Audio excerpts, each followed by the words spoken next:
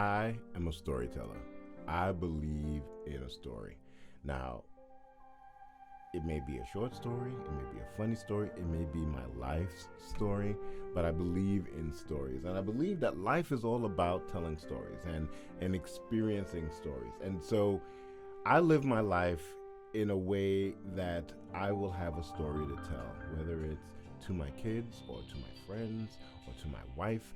I love telling stories and I love creating stories. And life is nothing if you don't have a good stories. And so my fraternity brothers and I, that used to be our motto. Like, where are we going? I don't know. Like, but wherever we go, we're gonna have a story to tell when we get back. And that's one of my favorite ideas about the way we came up as fraternity men.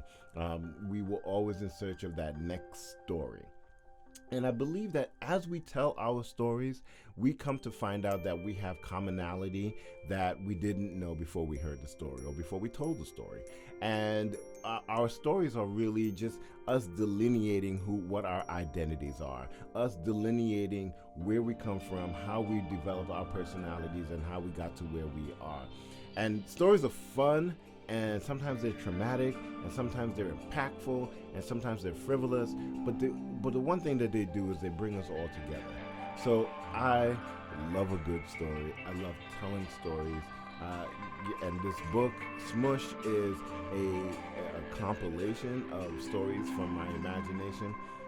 But I want you to go out and tell your story.